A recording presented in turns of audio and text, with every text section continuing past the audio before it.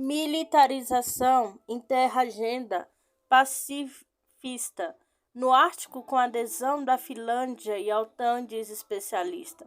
Finlândia cedia seu primeiro exercício militar no Ártico como membro pleno da OTAN para uma especialista ouvida pelo Sputnik Brasil. A região está praticamente dominada pela Aliança Militar Ocidental. O diálogo sobre pacifismo deve virar coisa do passado. Nesta semana, a Finlândia coordena um exercício militar conjunto com os Estados Unidos, Noruega, Suécia e Reino Unido na região do Ártico. Esse é o primeiro exercício sediado por Helsinki, na capacidade de membro permanente da Aliança Militar do Atlântico Norte da OTAN. Os exercícios são realizados em regiões florestais ao norte do território finlandês, considerado uma das principais bases terrestres para eventuais ações militares no Ártico, reportou o portal. A entrada oficial da Finlândia na OTAN, oficializada em 4 de abril deste ano, modificou a configuração militar na região do Ártico, essencial para a manutenção e segurança russa.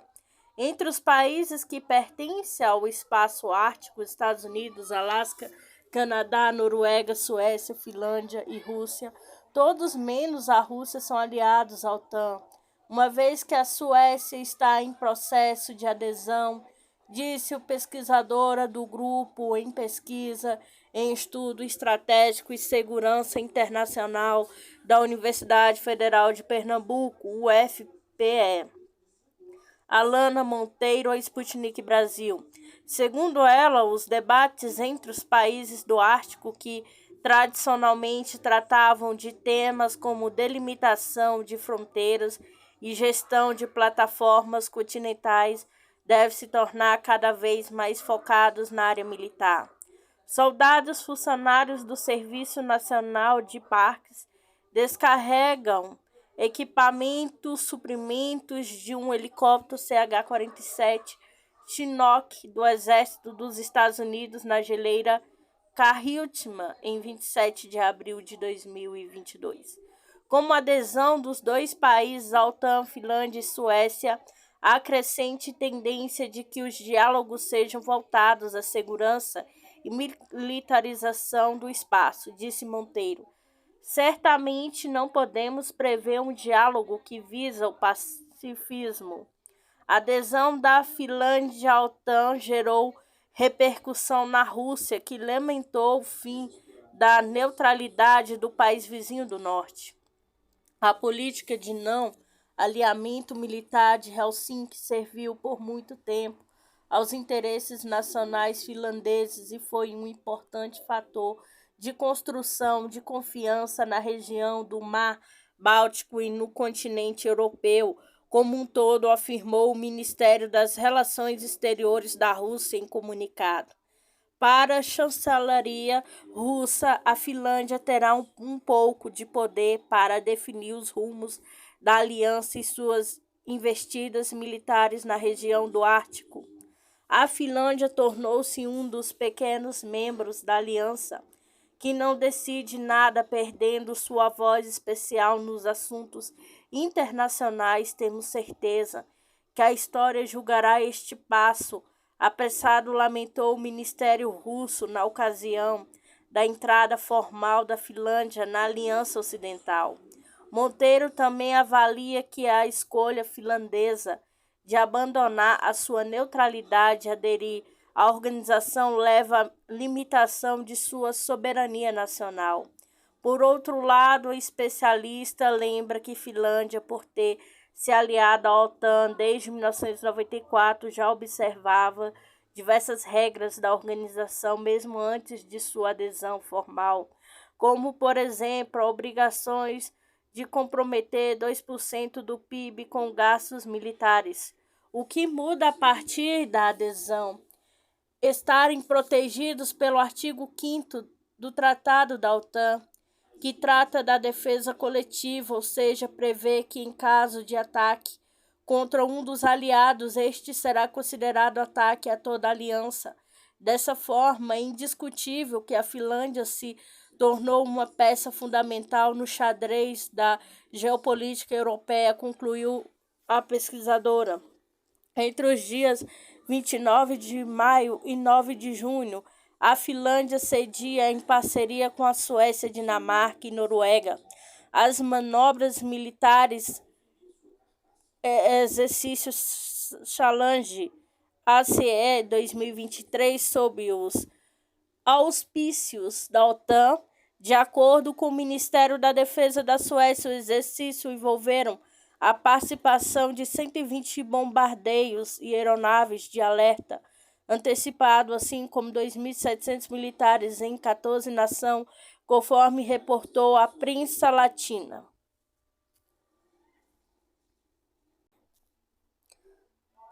Contrariado a expectativa do Brasil, a União Europeia defende não ajustar o acordo com o Mercosul, resultado incerto. Na visão da Comissão Europeia, reabrir o pacto pode perturbar o equilíbrio econômico. Entretanto, a autoridade disse que pode ser possível chegar a um acordo final sobre o assunto quando a União Europeia sediar a cúpula com líderes da América Latina e do Caribe em julho. Nesta quarta-feira, 7, a Comissão Europeia disse que seria imprudente renegociar partes do acordo de livre comércio com o Mercosul, uma vez que levou 2 décadas para se chegar a um acordo inicial. O chefe de comércio da União Europeia, Valdis Dombrovskis, afirmou que houve comentários sugerindo ajuste de ambos os lados, segundo Reuters. O Conselho Geral da Comissão não reabrir o acordo, ele foi negociado por muito tempo. Isso atinge um equilíbrio econômico cuidadosamente elaborado. Portanto, se abrirmos agora a perturbar esse equilíbrio econômico, isso pode levar novamente às longas negociações com resultados incertos, afirmou Dombrovskis. Declaração da autoridade europeia aconteceu durante entrevista coletiva hoje 6 para revelar a renovação planejada pelo bloco europeu de seus laços com a América Latina e o Caribe.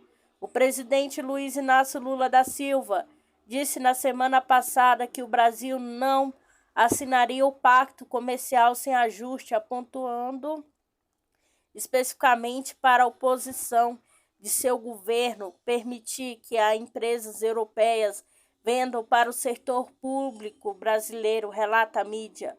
O acordo foi fechado em 2019, mas ainda não foi retificado. A suspensão nas tratativas ocorreu pela preocupação do bloco europeu com o desmatamento da Amazônia. Entretanto, também é ventilado que alguns países europeus seguram um acordo com a desculpa ambiental por patencionismo o setor agrícola europeu. A Comissão Europeia já havia proposto anexar um documento ao acordo para mostrar os compromissos sobre desmatamento e outras áreas de sustentabilidade e guarda a resposta do Mercosul.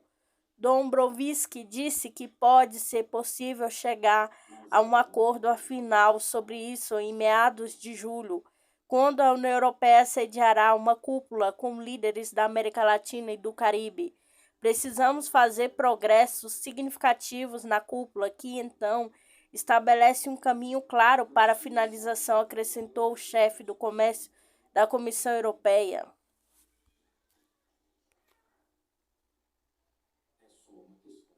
A Polícia Federal encontrou planos de golpe de Estado e celular de Mauro, ex-ajudante de Bolsonaro, diz jornal. No celular do ex-ajudante de ordens, a Polícia Federal extraiu muitas trocas de mensagens, áudios, até trocas de documentos sobre movimento a serem feitos para manter Bolsonaro no poder após a derrota nas urnas. A perícia feita pela Polícia Federal no celular do coronel Mauro Cid, ex-ajudante de ordens do ex-presidente Jair Bolsonaro, encontrou minuta de um decreto de garantia da lei e da ordem, GLO, alguns estudos que, segundo os investigadores, eram destinados a dar suporte a um eventual golpe de Estado, de acordo com a coluna de Malu Gaspar nesta terça-feira 6, Mauro Cid, que está preso desde maio, foi convocado a dar novo depoimento justamente pelo material apreendido que ainda não se tornou público, mas com o outro último depoimento optou por ficar em silêncio. Entretanto, no despacho que autorizou a oitiva de Mauro, o ministro Alexandre de Moraes diz que o ex-ajudante de ordens reuniu documentos com o objetivo de obter suporte jurídico legal para a execução de um golpe de Estado, segundo a colunista. Ainda de acordo com o texto, o material trata da possibilidade de emprego das Forças Armadas em caráter excepcional, destinado a garantir o funcionamento independente e harmônico dos poderes da União. Os documentos recolhidos estavam em mensagens trocadas com o sargento Luiz Marcos dos Reis, preso, junto com ele no início de maio, na operação que apura fraudes nos cartões de vacinação. Reis deve ser ouvido nesta quarta-feira 7 pela Polícia Federal.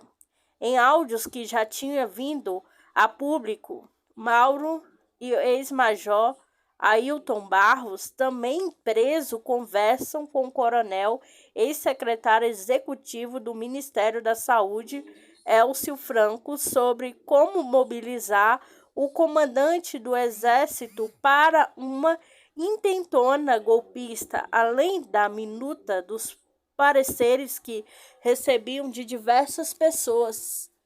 Mauro e Reis também trocam ideias sobre como convencer outras autoridades do Exército a aderir ou colaborar com o Globo. A colunista afirmou que a Polícia Federal trabalha com hipóteses de que o plano fosse editar decreto de GLO e depois a chamada minuta do golpe encontrado na casa do ex-ministro da Justiça, Anderson Torres, no começo do ano. O documento apreendido no armário de Torres criava um estado de defesa no Tribunal Superior Eleitoral TSE e dava a Bolsonaro poderes para interferir na atuação da Corte, o que é flagrantemente inconstitucional. A GLO é uma operação militar que permite ao presidente da República convocar as Forças Armadas em situação de perturbação da ordem pública.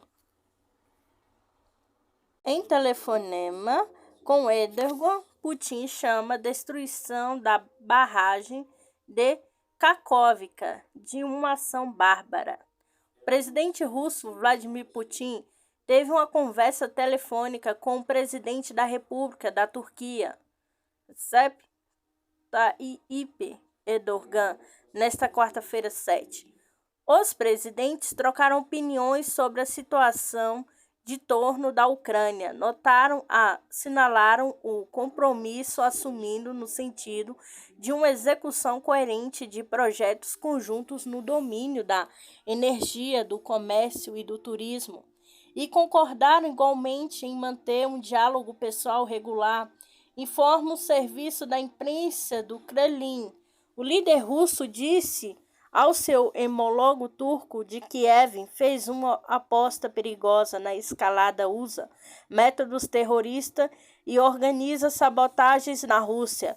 Ele também mencionou o ataque à usina hidrelétrica de Kakhovka, na região de Kherson, observando que uma ação bárbara é que levou a uma catástrofe ambiental humanitária em grande escala. Além disso, o líder turco afirmou que via mérito em continuar as consultas com as Nações Unidas para remover os obstáculos e a exportação de cereais e fertilizantes russos, salientando ao mesmo tempo que a Turquia tenciona continuar a envidar os esforços necessários para uma paz justa, enfatizando a importância que o mundo inteiro atribuiu à continuação do acordo de grãos Presidente Erdogan observou que o acordo que eles criaram juntos desempenhou um papel vital na prevenção da crise alimentar global. Foi especificado que Vladimir Putin parabenizou mais uma vez o presidente turco pela entrada oficial no cargo. Além disso, os chefes de Estado concordaram em manter um diálogo pessoal e regular. A maioria dos europeus diz sentir que o continente está indo na direção errada, indica a pesquisa da União Europeia. As eleições da União Europeia aconteceram no ano que vem, mas a recepção das políticas aplicadas pelo bloco e o reflexo da crise que afeta o continente foram medidos pela pesquisa apresentada ontem, 6, pelo Parlamento Europeu. Divulgada na terça-feira 6, a sondagem apontou que mais de 61% dos cidadãos do bloco europeu acreditam que a situação no seu próprio país está caminhando para a direção errada. O sentimento é particularmente forte na Eslováquia, Grécia e França, onde 75%, 74% e 73% dos entrevistados, respectivamente, concordaram com a avaliação negativa. Cerca de 65% dos entrevistados disseram não estarem satisfeitos com as medidas tomadas pelo governo nacional, enquanto 57% deles relataram insatisfação com a ação do bloco europeu contra a inflação. Ao mesmo tempo, 52% dos cidadãos europeus espera que a situação econômica do seu país piore no próximo ano. A incerteza relacionada à crise em curso foi a segunda emoção descrita com mais frequência, mencionada por 34% dos entrevistados. A sondagem ocorre em um ano das eleições que vão definir a nova composição das instituições da União Europeia. Cerca de 400 milhões de eleitores dos 27 países membros vão escolher 705 eurodeputados que, em seguida, vão aprovar os nomes da cúpula do bloco, incluindo o de presidente da Comissão Europeia. Tanto legisladores quanto o braço executivo têm mandato de 5 anos. A pesquisa encomendada pelo Parlamento Europeu foi realizada entre 2 e 26 de março, com 26.376 pessoas acima de 15 anos, residentes em todos os 27 países do bloco, à margem de erro e de 1,4 ponto percentual.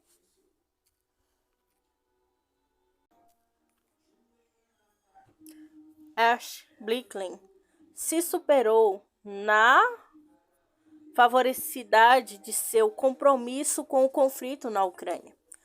O jornalista norte-americano Seymour Hersh, ganhador do prêmio Pulitzer, acusou o secretário de Estado dos Estados Unidos, Antony Blinken, de fomentar o conflito na Ucrânia e ódio contra a Rússia. Hersh chamou a atenção para o discurso que Blinken fez em Helsinki em 2 de junho, por ocasião da adesão da Finlândia à Organização do Tratado Atlântico Norte, OTAN. Um falcão de carreira. Quando se trata da Rússia, ele se superou na favoricidade de seu compromisso com a guerra na Ucrânia, escreveu o jornalista na plataforma.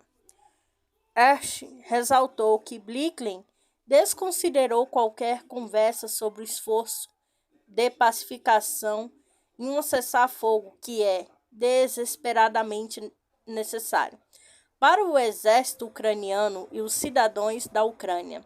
Na opinião de Hersh, o secretário de Estado também deturpou a situação do mundo quando falou em Helsinki sobre o isolamento internacional da Rússia. Hersh também é cético em relação às palavras de Blinken, de que a Europa rápida e decisivamente virou as costas para a energia russa, que a Alemanha cancelou imediatamente o gasoduto Nord Stream 2, corrente do Norte 2. Nesse contexto, Hersch escreveu que o chanceler alemão Olaf Scholz, Alemanha só sobreviverão à falta de gás russo no inverno passado europeu graças às amplas reservas e um inverno mais ameno, e há bilhões de dólares em subsídios estatais para residência e empresas alemãs. Sua mensagem real pode ser colocada de forma mais direta. Eu odeio os russos e deixam sangue fluir, afirma o artigo de Hersch. Anteriormente, Hersch publicou sua investigação sobre as explosões do gasoduto Nord Stream em 8 de fevereiro, citando uma fonte que afirmou que o dispositivo explosivo foram colocados sobre os gasodutos russos em junho de 2002 sob as coberturas do exército Baltops 22, que mergulhadores da Marinha dos Estados Unidos, apoiados por especialistas noruegueses. De acordo com Hersch, a decisão sobre a operação foi tomada pelo presidente dos Estados Unidos, Joe Biden, após 9 meses de discussões com funcionários do governo. Mais tarde, Pentágono disse a Sputnik que os Estados Unidos não têm nada a ver com a explosão dos gasodutos russos. Destruição da barragem de Kakhovka pode complicar planos de contra-ataque ucraniano, diz mídia. De acordo com alguns veículos de imprensa ocidentais, os militares ucranianos começaram a sondar posições russas em antecipação ao início de contraofensiva. No entanto, fontes da CNN indicam que a destruição da usina hidrelétrica de Kakhovka, na região de Kherson, pode complicar os planos da Ucrânia. Autoridades dos países ocidentais viram sinais que a Ucrânia lançou uma contraofensiva, apontando para um aumento significativo nos combates no leste do país nas últimas 48 horas, de acordo com a CNN.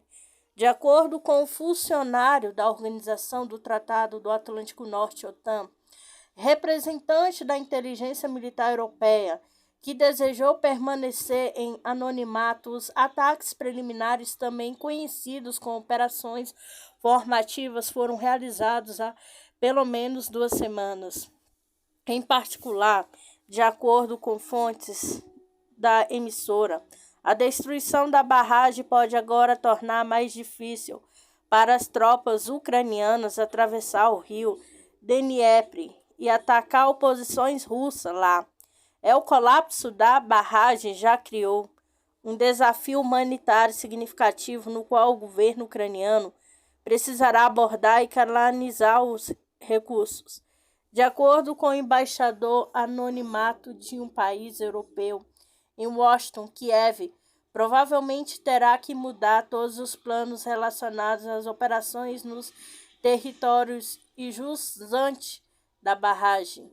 Em última análise, os níveis de água vão recuar, mas muito provavelmente a inundação catastrófica impactou as pontes e estradas nas áreas de modo que eles podem não ser utilizáveis de maneira como planejado antes, acrescentou o diplomata. Segundo os dados da CNN, as agências de inteligência dos Estados Unidos e seus aliados no Ocidente ainda estão investigando quem é responsável pela destruição da barragem, mas as autoridades estão se inclinando para a Rússia como a culpada. Moscou, por sua vez, acusa a Ucrânia do que aconteceu. Na manhã de terça-feira 6, a barragem da hidroelétrica de Kakhovka, na região russa de Kherson e do rio Dnieper, sofreu danos significativos. A destruição total da barragem poderia ter resultado de uma devastadora inundação e potencialmente mataria milhares de civis. Embora diversas barragens na Ucrânia tenham sido danificadas, desencadeando um fluxo descontrolado de água, a estrutura resistiu ao ataque. A Rússia estima que 40.000 pessoas sejam afetadas pela destruição da barragem de hidroelétrica por Kiev. Segundo os dados preliminares, entre 22.000 e 40.000 pessoas estão na zona do desastre afetada pela inundação após a destruição da barragem da hidroelétrica de Kakhovka, disse o governador interino da região de Kherson, Vladimir Saldo, ao programa. De acordo com as projeções preliminares, algo entre 22.000 e 40.000, respondeu Saldo à pergunta de quantas pessoas vivem nas áreas inundadas. Chefe do distrito de Novaya Kakhovka, Vladimir Leontiev, disse ao canal de TV Perv que dezenas de pessoas ficaram presas em suas hortas das casas de campo devido às inundações. Cerca de 100 pessoas estão aguardando resgate. O trabalho de resgate está sendo realizado para as pessoas que precisam de evacuação no momento, disse o funcionário.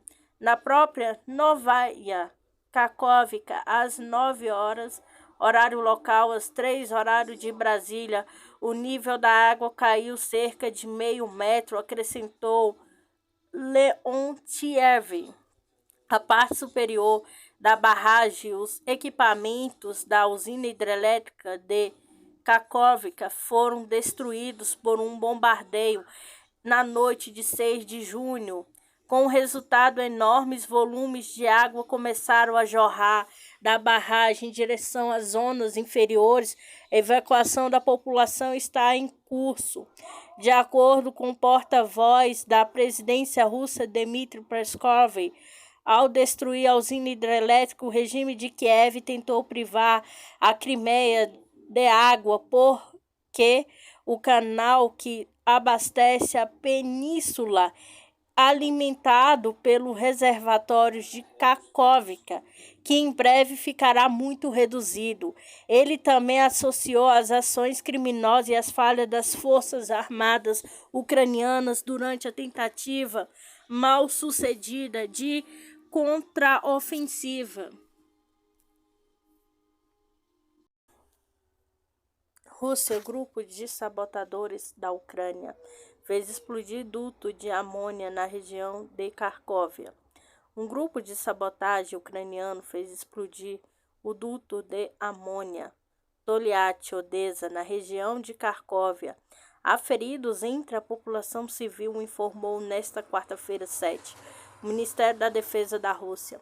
Em 5 de junho, por volta das 21h15, horário de Brasília, perto do povoado de Maziltovka, na região de Kharkovia, um grupo de sabotagem e reconhecimento ucraniano explodiu o duto de amônia Toliat, Odessa, aponta o comunicado.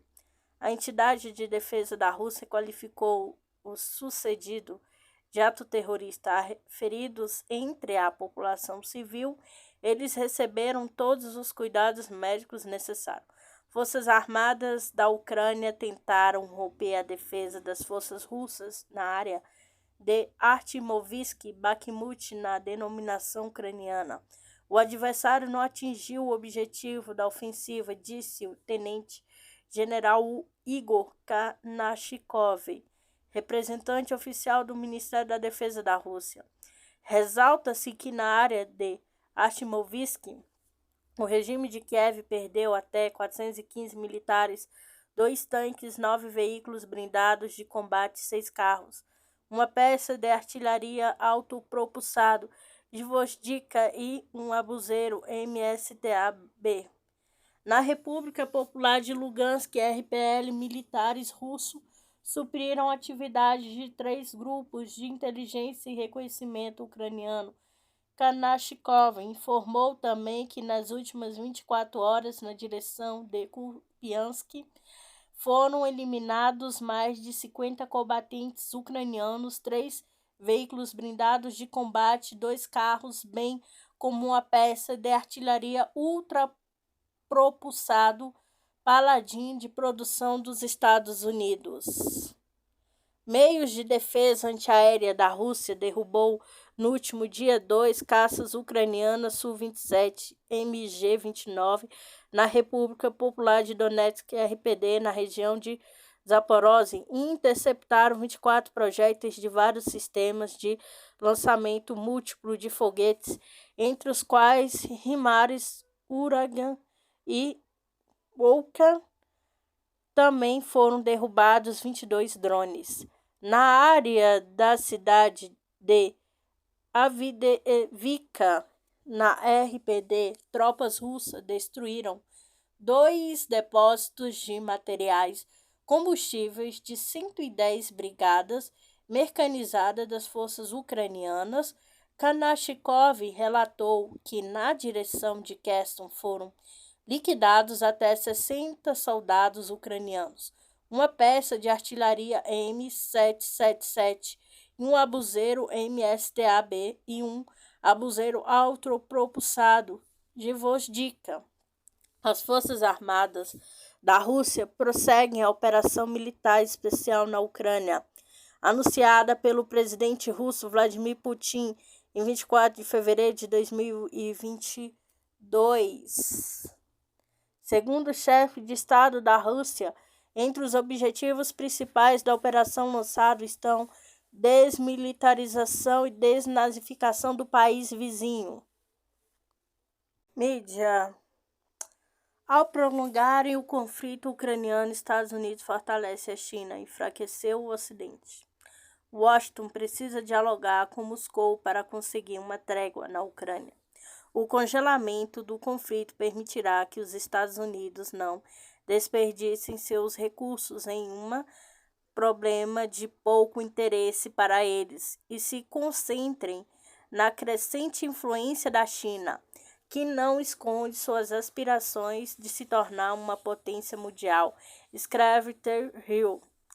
A entrada das tropas russas na Ucrânia abalou os fundamentos da ordem internacional, mas captura de Taiwan pela China levará a uma profunda reestruturação global, incluindo o fim da dominação mundial dos Estados Unidos da América, escreve Brahma Chalaney no The Hill.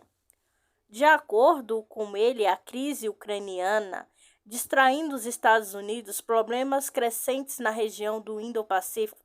Quanto mais tempo demorar, maior será o risco de Pequim estrangular o Taipei como um bloqueio informal. É óbvio que a maior ameaça e segurança americana não é representada por uma Rússia em declínio, mas por uma China ascendente que está buscando substituir os Estados Unidos como a potência preeminente do mundo. No entanto, o presidente americano Joe Biden enfatiza com a razão a importância das negociações com a China, argumenta o autor do artigo. Estranhamento, no entanto, a administração de Biden evita diálogo diplomático com a Rússia, prolongando assim o conflito na Ucrânia, que não só não promove os interesses de longo prazo norte-americanos, mas também drena seus recursos e expõe as deficiências das forças militares ocidentais. Portanto, a última coisa que o líder da China, Xi Jinping, quer é o fim do confronto que impede que os Estados Unidos se concentrem na região do Indo-Pacífico, diz Chalaney. Mas a estratégia de Biden é continuar a sangrar a Rússia na Ucrânia, afirma o autor do artigo. De fato, o comunicado conjunto de Biden com os outros líderes do grupo do 7G7 em Hiroshima, Japão, em 20 de maio, tratou-se do comprometimento a aumentar o custo para a Rússia com promessa de apoio inabalável para a Ucrânia pelo tempo que fosse preciso. Ainda mais sinistro é o fato de que os líderes do G7 apresentarem as exigências maximalistas ao Kremlin para o fim do conflito, incluindo a retirada completa e incondicional de suas tropas, mas é improvável que isso aconteça, já que o exército russo fortalece suas posições defensivas nos territórios conquistados, aponta o colunista. A época da hegemonia ocidental já está diminuindo, o conflito prolongado na Ucrânia só vai acelerar a mudança de poder mundial do Ocidente para o Oriente, acrescentou Chalaney. Em sua opinião, Joe Biden está errado em pensar que ele pode convencer a China ou dissuadi-la de se unir com a Rússia contra os Estados Unidos. Xi Jinping, por sua vez, está determinado a fazer da China uma potência mundial inigualável. De fato, a China e a Rússia, com aliados importantes com o Irã, estão no processo de forma de um eixo eurasiano para desafiar a ordem global, liderada pelos americanos, incluindo o status do dólar como principal moeda de reserva do mundo. Assim, segundo o autor do artigo, um conflito prolongado na Ucrânia ajudará a formalizar um eixo estratégico sino-russo, aumentando a probabilidade de agressão chinesa contra Taiwan.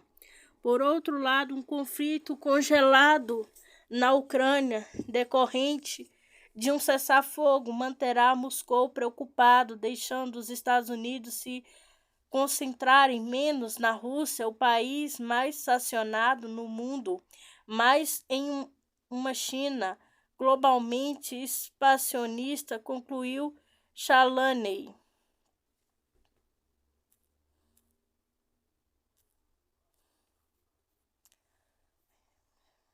Moeda do BRICS pode desafiar a hegemonia do dólar de gangue econômica do G7, diz especialista. Os líderes do BRICS se preparam para realizar uma grande cúpula na África do Sul em agosto e tem a criação de uma moeda comum do bloco como um dos principais temas da agenda. Como será a nova moeda? Como vai funcionar? E por que a iniciativa está sendo lançada agora? Sputnik procurou especialista em finanças internacionais para obter resposta. Os Ministérios das Relações Exteriores do BRICS, Brasil, Rússia, Índia, China e África do Sul, se reuniram na cidade do Cabo, na África do Sul, na semana passada, para discutir as ferramentas que o bloco tem à sua disposição para escapar da hegemonia da ordem econômica global. Denominada pelos Estados Unidos, as negociações incluíram o uso potencial de moedas alternativas para proteger o novo Banco de Desenvolvimento NDB do bloco de sanções, desdolarização no comércio de forma mais ampla. A reunião ocorre em meio a uma enxurrada de abordagens e análises sobre uma nova moeda do BRICS. Sua mecânica é o possível prazo para seu surgimento como desafiante ao dólar. O conceito de moeda única, articulada pela primeira vez pelo ministro das Relações Exteriores da Rússia, Sergei Lavrov, durante sua viagem à África, em janeiro, foi lançado em uma variedade de configuração, com ideias como lastro ao ouro. É uma cesta de commodities e as moedas dos países do BRICS, mas os detalhes ainda precisam ser aprofundados. Parece haver uma ampla aceitação de que o conceito é sólido, diz o presidente de Danza Shira, associado a Chris Devonshire Ellis, que tem mais de 30 anos de experiência em investimento na Rússia, China e outros mercados asiáticos. No entanto, a composição de qualquer nova moeda precisa ser trabalhada. Deve ser uma cesta de moedas do BRICS ou outra composição. Isso precisa ser validado em conjunto com as tendências comerciais atuais, respectivos valores de moeda, até algum tipo de construção em proteção, pois os Estados Unidos certamente tentaram atacar financeiramente essa moeda para desvalorizá-la. Disse o investidor veterano: todas essas questões precisam ser resolvidas e isso levará tempo. Lugar certo, hora certa. É óbvio porque os países do BRICS estão se movendo para desafiar a ordem financeira liderada pelos Estados Unidos. Neste momento, apesar do risco envolvido, disse Devonshire Ellis, apontando que as políticas externa e econômica dos Estados Unidos e aliados levaram a maior parte do planeta para a constatação de que Washington é um líder global responsável. Este parece uma resposta lógica, disse ele. Os principais impulsionadores têm a ver com uma crença geral de que os Estados Unidos se tornaram não confiáveis e autoritários. Em sua política externa, a falta de confiabilidade, como em questão relacionadas ao recente teto da dívida dos Estados Unidos, que só foi adiado para o final do ano, e os riscos de sanções prepotentes na medida em que usou mecanismos internacionais para punir países com os quais não concorda, cortando países do parece usar o G7, grupo de países composto por Alemanha, Canadá, Estados Unidos, França, Itália, Japão e Reino Unido, como uma gangue econômica para apoiar e justificar o que faz em um outro lugar. Esses sentimentos são aplicáveis não apenas a adversários abertos dos Estados Unidos, como a Rússia e China, mas também países ao redor do mundo, na África, América Latina, Ásia Central e o Oriente Médio, disse Devonshire Ellis. Níveis de dívida sustentável, imposição de uma ordem baseada em regras. É uma economia global que só parece servir aos Estados Unidos e seus aliados imediatos às custas e de todos os outros, algo que os países em desenvolvimento estão cada vez mais hesitantes em tolerar, de acordo com o observador.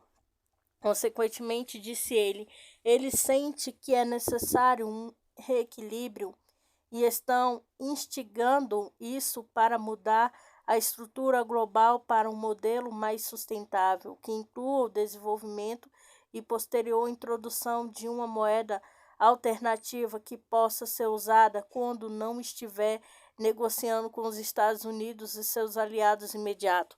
Alternativa não concorrente.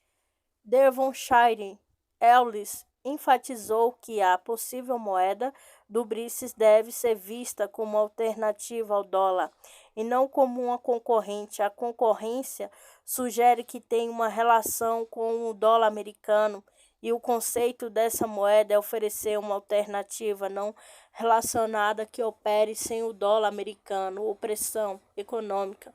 Os Estados Unidos tentaram manipular as circunstâncias para que haja uma relação direta, mas isso será evitado, disse o observador. A moeda do BRICS sai do papel. Devonshire Ellis diz que seria lógico para os países do BRICS limitar inicialmente o uso de sua nova moeda, seus 5 membros principais, mais as 8 nações que se inscreveram para ingressar e as 17 que manifestaram interesse. As coisas sensatas a fazer e começar limitando o comércio regional, entendendo as questões operacionais em seguida, talvez expandindo gradualmente para um público mais amplo, como o BRICS está se expandindo. De qualquer maneira, isso parece ser um desenvolvimento. Pavimento disse. O investidor espera que o impacto global inicial da moeda dos BRICS seja mínimo, já que a maioria dos países continuará usando dólares. No comércio, inicialmente, não será enorme como parte do total, nem mesmo do comércio dos países do BRICS, disse ele, estimando que entre os 20% do PIB global representado pelo comércio intra-BRICS, a nova moeda poderia inicialmente representar cerca de 10% disso, ou 2% do total mundial. Isso vai crescer gradativamente, mas chega a esse patamar como uma nova moeda vai demorar. O importante é que comece e depois disso confiança na nova moeda pode começar a se desenvolver. Acredita Devonshire Ellis. Esperando a nova moeda precisa de mais de uma década para ser totalmente realizada como alternativa ao dólar. Mas muita coisa pode acontecer com o dólar americano. Nesse período também disse ele, euro como modelo. O ex-presidente do Conselho Empresarial do BRICS, Dr. Survey, cujo trabalho foi fundamental na criação do NDB, disse a Sputnik que ele e seus colegas de conselho tiveram a ideia de uma moeda comum. Alguns tempo atrás, não tanto como um rival para qualquer outra moeda, mas uma ferramenta para o comércio continuou entre os países membros. Há, é claro, uma série de obstáculos que se apresentam para o estabelecimento de tal moeda, que eu acho que serão superados em um momento próximo. Logística ou os detalhes técnicos em torno da moeda do BRICS precisam ser resolvidos, alcançável nos próximos 5 a 10 anos, mas exigirá um compromisso muito sério, não apenas dos atuais países do BRICS, mas também das nações em que se candidataram à adesão, disse Survey. Ex-funcionário acredita que os países do BRICS devem ver uma moeda comum, não como uma ferramenta reativa às sanções, mas como uma moeda para o crescente comércio intrabloco. Assim que os BRICS fizeram isso, a moeda encontrará sua base natural de forma muito semelhante ao euro. Se você quiser entender a formação de uma moeda do BRICS, acho que é preciso ver como o euro foi introduzido pela União Europeia. Se tornou uma moeda global essencialmente consolidada para os países do bloco europeu, que até então tinha suas próprias moedas separadas, disse Survey.